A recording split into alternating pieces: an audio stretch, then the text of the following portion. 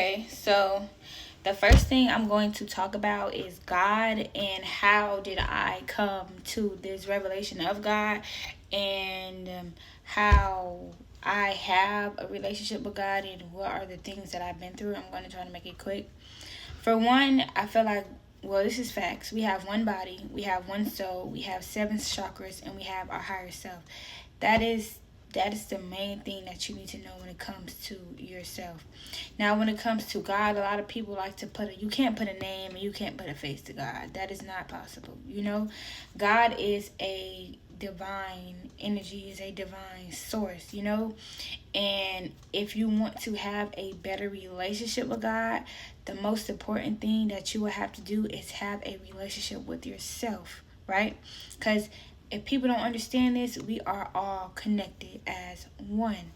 And when it comes to God, once you center your energy and your focus on having a relationship with God and having a relationship with yourself, you see that it both goes hand in hand.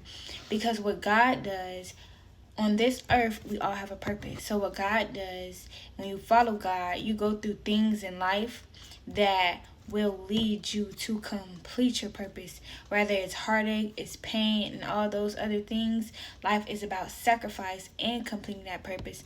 Nobody ever said life is going to be easy or whatever. But the important thing is to know that God has a plan for you, right? How I build a relationship with God is by having a relationship with myself, believing in myself, focusing on myself, also praying to God every single day. I write to God every single day. My main relationship is with God. So that is how I have a relationship with God, and that is what has worked for me. And I feel like it will work for everybody else. And that's why I'm creating books on that, right?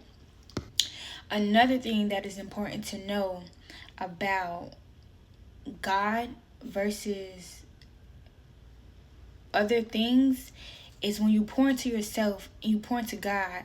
God is love, purity, power, strength, and all these things, right? And you will forever be filled up and forever prosper and forever be favored.